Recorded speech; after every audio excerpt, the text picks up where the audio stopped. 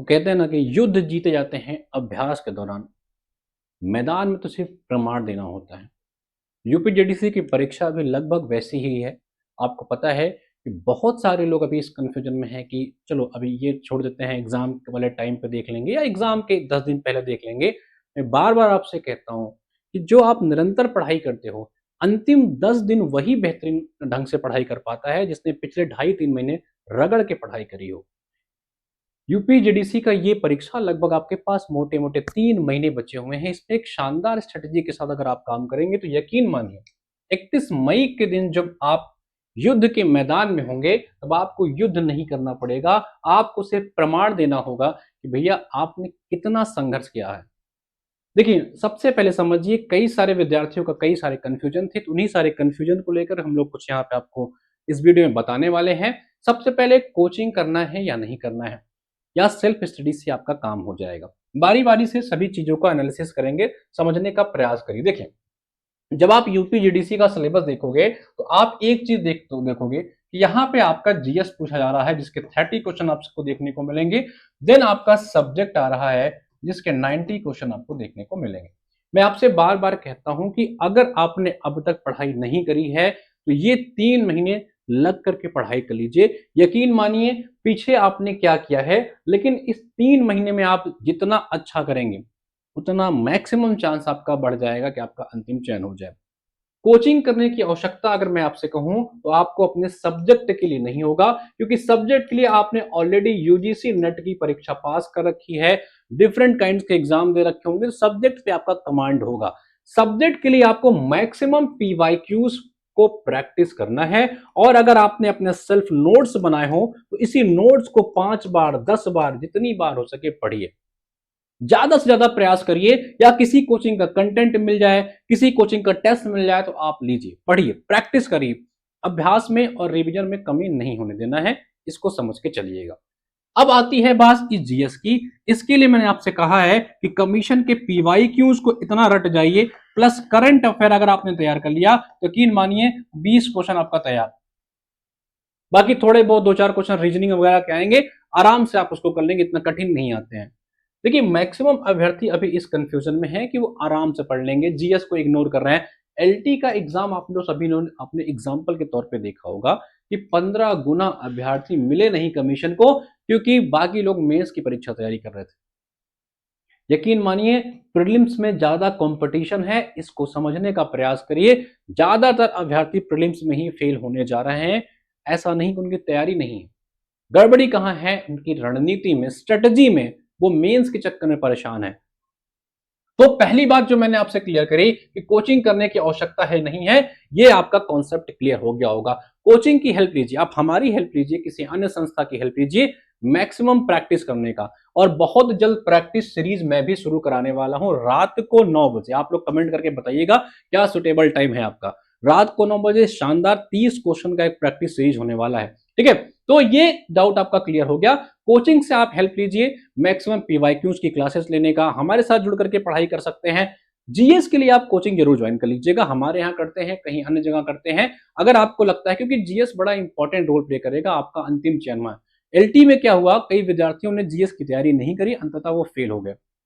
Subject के भरोसे आप नहीं रह सकते हो, क्योंकि सब्जेक्ट कठिन भी आ सकता है, और मैक्सिमम जो एस्पिरेंट्स होते हैं उनका सब्जेक्ट स्ट्रांग होता है। कंपटीशन जो है ना, ये 30 क्वेश्चन जो है ना, इसी में कंपटीशन है, इस चीज को समझिए। अब पीवाईक्यूज लगाएं या थ्योरी, देखिए मेरे भाई एक बात समझिए, अगर मैं यहां पर्टिकुलर जीएस की बात करूं, ठीक है, तो जीएस पे तो आपको पीवाईक्यूज पे ज्यादा से ज्यादा फोकस करना है। देन अगर आपको कोई कॉन्सेप्ट नहीं समझ में आता है तब थ्योरी पे जाइए, यानी कि यहां पे आपको रिवर्स इंजीनियरिंग लगानी है। पहले पीवाईक्यूज कर लीजिए, देन थ्योरी पे मूव कर जाइए। अगर सब्जेक्ट की बात करें तो सब्जेक्ट को भी पीवाईक्यूज को ज्यादा प्रेफरेंस दीजिए। थ्योरी का पार्ट अगर आपने अपना नोट्स बना रखा है तो उस नोट से बार बार प्रयास करिए रिवाइज करने का, या जब आप पीवाईक्यूज लगा रहे हैं, कोई कॉन्सेप्ट आपको समझ नहीं आ रहा है, देन आप थ्योरी वाले पार्ट पे जाइए। क्योंकि थ्योरी पढ़ते रह जाएंगे तो सिर्फ थ्योरी कर पाएंगे, और अल्टीमेटली जो प्रीलिम्स वाला एग्जाम है पीवाईक्यूज का है। तो जैसा एग्जाम का नेचर है, आपकी तैयारी भी उसी के अकॉर्डिंग होनी चाहिए। तो ये चीजें क्लियर हो गई कि आपको पीवाईक्यूज पे, या ये कह लीजिए कि एमसीक्यूज पे जो है 70% टाइम देना है, और थ्योरी वाले पार्ट पे आपको 30% टाइम देना है। इस रेशियो के हिसाब से आप तैयारी करिए। इसी को इग्नोर मत करिए। हाँ, एमसीक्यू पर थोड़ा ज्यादा फोकस रहिए क्योंकि प्रीलिम्स में एमसीक्यू ही अंततः आने जा रहा है। सब्जेक्ट और जीएस को कैसे बैलेंस करें, इस पे थोड़ा सा बात करने का प्रयास करेंगे। देखिए, सबसे पहले समझिए, मैंने आपसे कहा क्या कहा कि इसमें सब्जेक्ट का वेटेज कितना है। ठीक है, जीडीसी की परीक्षा में समझिए कि अगर आप सब्जेक्ट की बात करेंगे तो यहां पे सब्जेक्ट के आपके जो है 90 क्वेश्चन देखने को मिल रहे हैं और सामान्य अध्ययन का जीके कहें तो 30 क्वेश्चन देखने को मिल रहे हैं। सबसे इंपॉर्टेंट बात समझिए कि आपको 40% मार्क्स लाने हैं, यानी कि 48 क्वेश्चन आपके काट पीट करके सही होने चाहिए, दोनों मिला करके, अलग अलग नहीं, तब जाकर के आप मेंस दे पाएंगे। इसको समझिएगा, ठीक है। अब दोनों में बैलेंस कैसे करना है इसको समझिए मेरे भाई।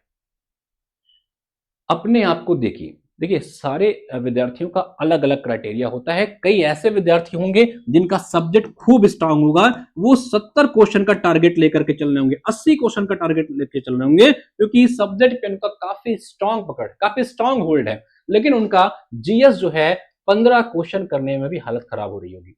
तो ऐसे अभ्यर्थियों से यही होगा भैया कि आप जो है अपना 60% समय यहां पे जरूर दीजिएगा, लेकिन कम से कम 40% समय यहां पे जरूर दीजिएगा।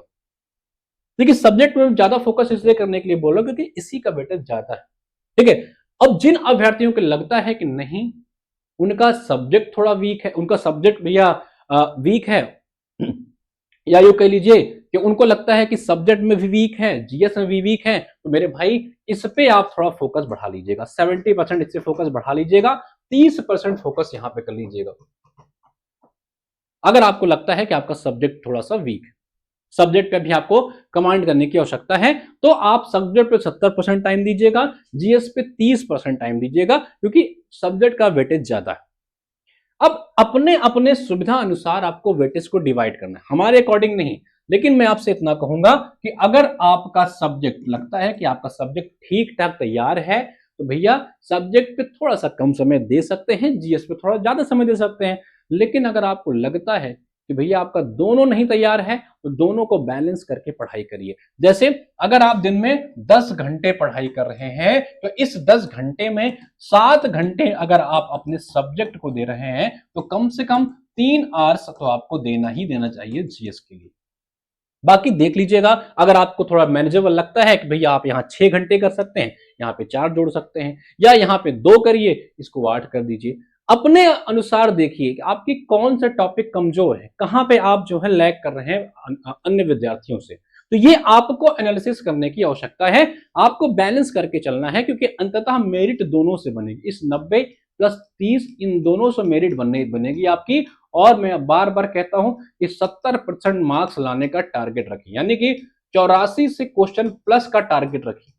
बाकी पेपर कठिन आता है तो थोड़ा डाउन हो जाएगा, पेपर सरल आता है तो थोड़ा बढ़ जाएगा, लेकिन आपका टारगेट ऊंचा होना चाहिए, ताकि आपको प्रीलिम्स देने के बाद मेंस के लिए सोचना ना पड़े, अगले दिन से आप मेंस की परीक्षा के लिए लग जाओ। ठीक है, तो ये सिंपल सी सारी बातें हैं जो मैंने आपसे यहाँ क्लियर कर दी है। कई सारे विद्यार्थियों का डाउट था, वो मैंने आपको समझाने का प्रयास किया है। ठीक है, बाकी एक बार अगर आप चाहें तो ये पूरा वीडियो दोबारा देखिएगा। और हाँ, करंट अफेयर का एक बड़ा इंपॉर्टेंट चीज है, मैं आपको बता दूं, जो आपका जीएस वाला पार्ट है, इसमें जो करंट अफेयर का टॉपिक है, इसमें कम से कम आपको 9 मंथ्स का करंट अफेयर करना पड़ेगा, क्योंकि आपके एग्जाम में 5 क्वेश्चन करंट अफेयर के आएंगे। इसको इग्नोर मत करिएगा, फ्री के मार्क्स होंगे, 1 लाइनर क्वेश्चन आते हैं, सीधा सीधा आपको हमारे बैचेस में, क्लासेस में मिल रही है।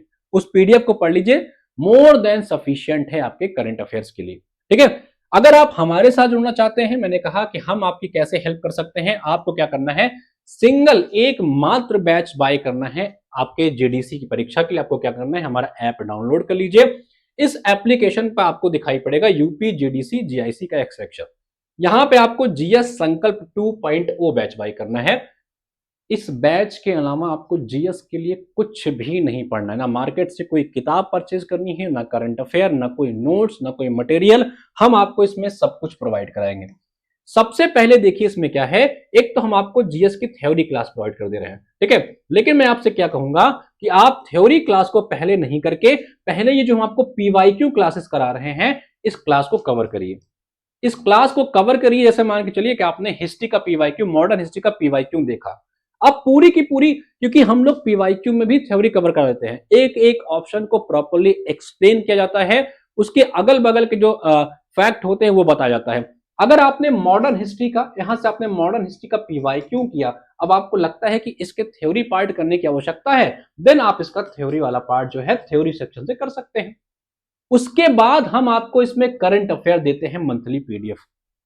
उस पीडीएफ को पढ़िए, हर महीने 10-15 पेज का पीडीएफ मिलता है, हिंदी में अलग, इंग्लिश में अलग, मोर देन सफिशिएंट है आपके एग्जाम के लिए। अच्छा, इसके अलावा अगर आपने टेस्ट सीरीज ले रखी है हमारी, जिसमें हम आपको 20 प्लस टेस्ट का टारगेट दे रहे हैं, ये आपने पीवाईक्यू किया, यहां से अगर आपको आवश्यकता लगी तो आपने थ्योरी पार्ट किया, देन सीधा आप टेस्ट सीरीज पे स्विच कर जाइए। साथ ही साथ 9 मंथ्स का आपको करंट कवर करना है, लगभग 12-12 पन्ने का एक महीने करंट अफेयर है, पढ़ते जाइए बस, आराम से उसको पढ़िए। अप्रैल तक करंट अफेयर है, मार्च तक का करंट अफेयर आपको कवर करना है पिछले 9 मंथ्स का।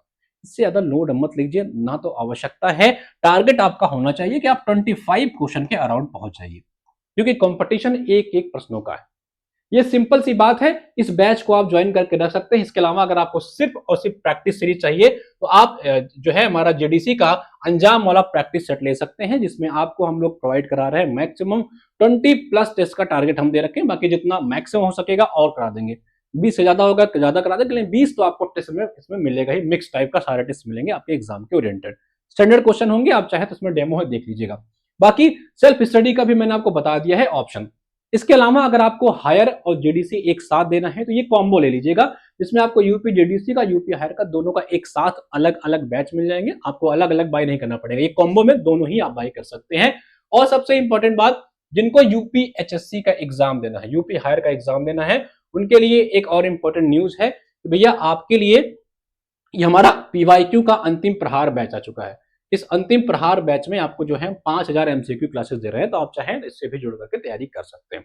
बाकी जुड़िए, कोई डाउट हो तो कमेंट सेक्शन में बताइए। धन्यवाद।